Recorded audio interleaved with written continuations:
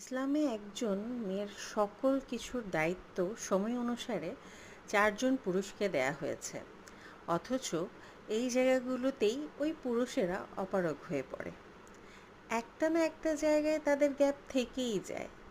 ফলে ওই মেয়ে, যে কিনা কাউকে মুখ ফুটে কিছু বলতেও পারে না, পরে নিজেই আস্তে আস্তে শেষ হয়ে যায়। আজকে সেই মেয়েদের কথা চিন্তা করেই আমার খুব কাছের একজনের এই লেখা। এই কবিতাটা আবৃত্তি করছি শুধু তাদের, সেই মেয়েগুলোর জন্যই।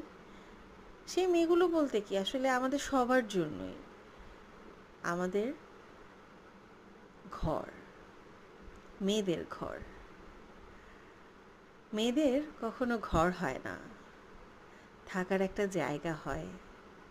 মেয়েদের কখনো ঘর হয় না, বেঁচে থাকার একটা আশ্রয় হয়।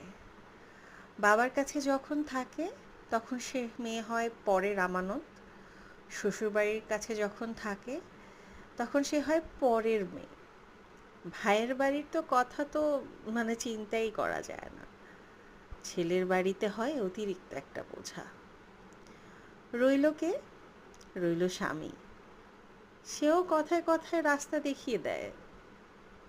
তাই তো বলি, মেয়েদের আসলে নিজের একান্ত নিজের বলার মতো একটা ঘর হয় না। শুধু মায়ের ঘর, বাবার ঘর, শ্বশুর শাশুড়ির ঘর, স্বামীর ঘর, ছেলের ঘর, মেয়ের ঘর। বাট কেউ কি বলতে পারবে যে এটা আমার নিজের একটা ঘর?